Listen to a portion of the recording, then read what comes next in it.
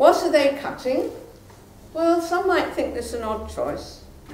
The axe has fallen on prisoners going to funerals.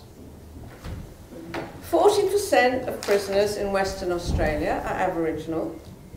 There are a lot of deaths in their families and a lot of funerals.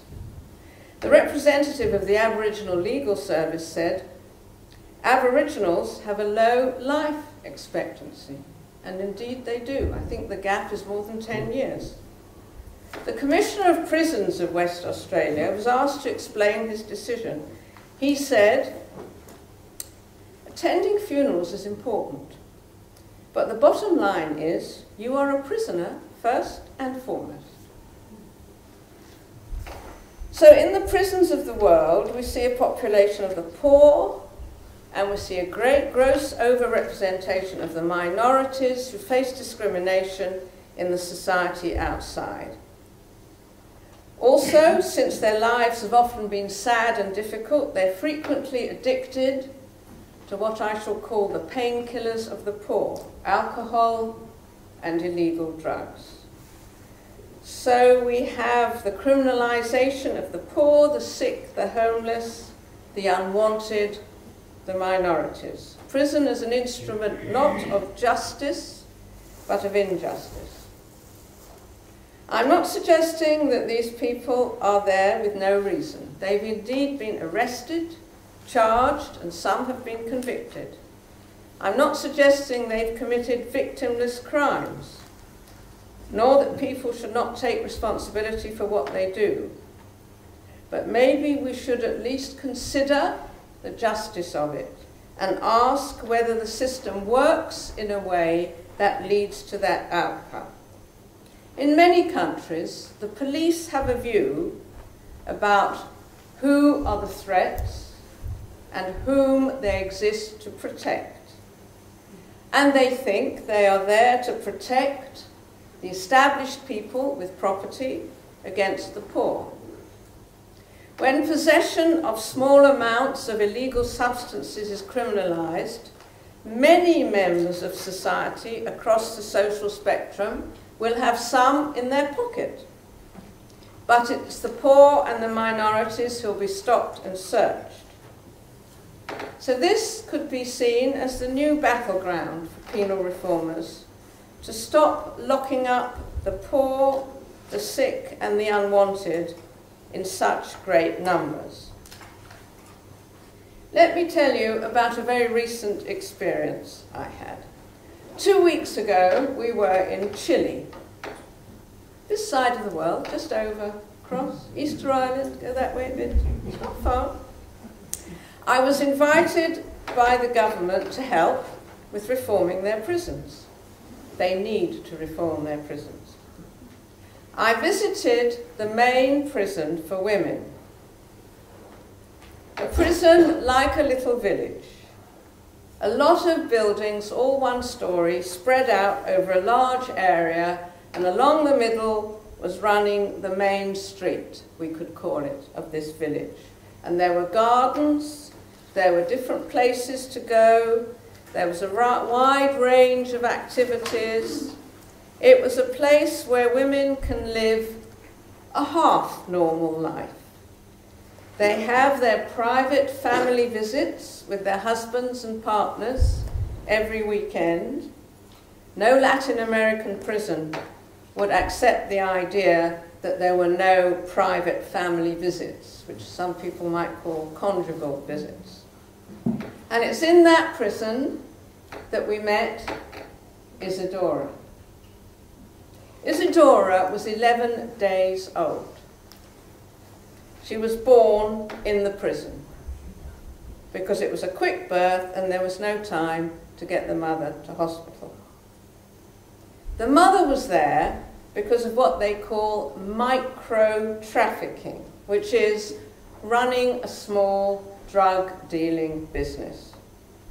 She had no other options to feed the family. So looking at the mother, showing off Isadora to us, there we had in one little image the paradox of prison reform.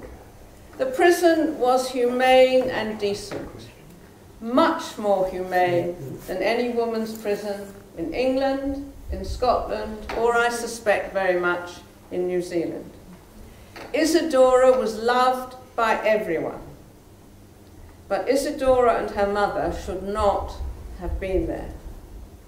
They were being punished for being poor. So let me try and draw this to a close.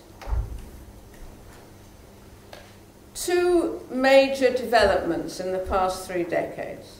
First, the spread of the idea of human rights for prisoners. The idea of imprisonment as an activity that must be carried out within an ethical framework is an extraordinary and precious development. It needs to be treasured and nurtured, as I'm sure the Robson Hannon Trust treasures and nurtures it as part of its whole being. Secondly, we must seize the moment of doubt about ever-increasing numbers of people in prison being a good policy for a government to follow. Strange things are happening. Does anyone here know what's been going on in Texas? Very strange things have been happening in Texas. Texas set up parole and probation treatment programs, set up halfway houses, stopped sending juveniles to prison for minor offences. It now has 2,000 empty prison places and is saving more than $2 billion by taking this path.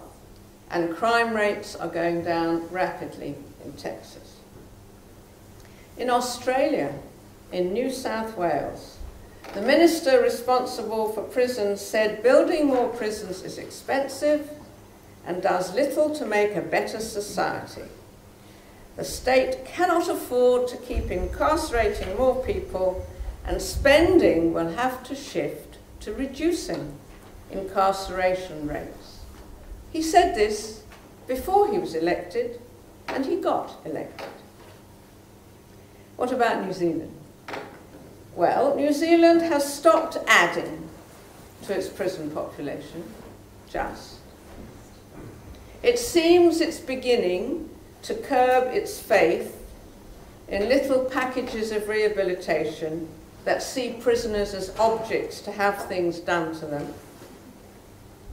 And you are moving rapidly towards a new and very interesting phase, which is sometimes called justice reinvestment.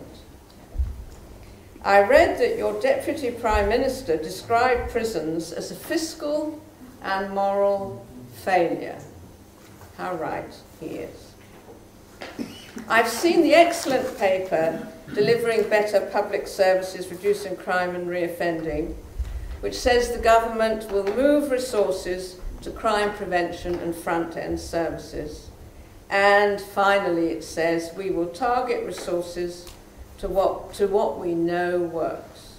So, New Zealand is still the criminal justice barometer.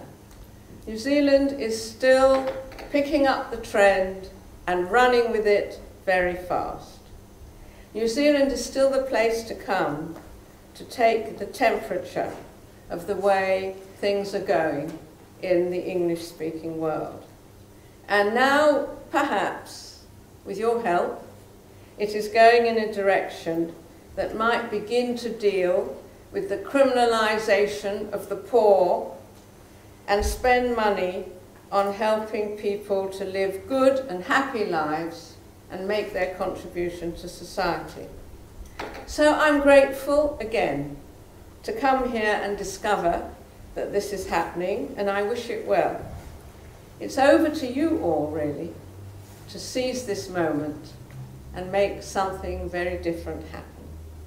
Thank you very much for inviting me, and thank you all very much for listening to me with such patience.